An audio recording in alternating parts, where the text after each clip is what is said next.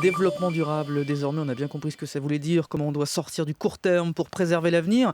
Cette notion, les premiers qui en ont parlé n'ont pas fait mieux qu'un coup d'épée dans l'eau, et pourtant ceux qui avaient raison, le compteur est à moins 43 ans. Oui, on est en mars 1972 et Denis Meadows, qui a donné son nom au rapport qu'il présente ce jour-là, un rapport commandé par le Club de Rome. Meadows est chercheur au MIT et il a des propos qui sont pour le moins hétéroclites à l'époque où l'on recherche absolument la croissance et à l'époque aussi où la croissance démographique est très forte dans les pays du tiers-monde. Denis Meadows explique que le monde ne peut plus vivre avec un tel modèle de croissance, puis il dessine les contours d'une solution urgente.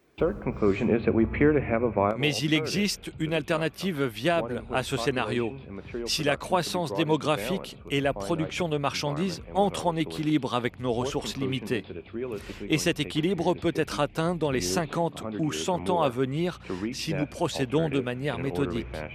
Autre point très important, chaque année perdue dans la mise en œuvre d'une nouvelle politique rendra la transition nécessaire beaucoup plus difficile et diminuera nos chances de la réaliser.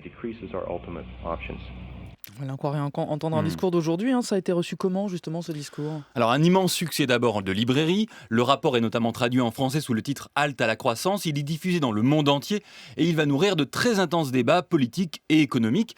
Et en France, 2 ans plus tard, c'est dans ce contexte que René Dumont et son éternel pull au vert rouge se présentent à l'élection présidentielle de 1974.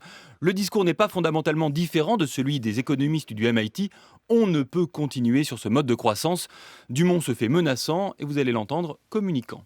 Et vous savez ce qui va se passer ? Eh bien, nous allons bientôt manquer de l'eau.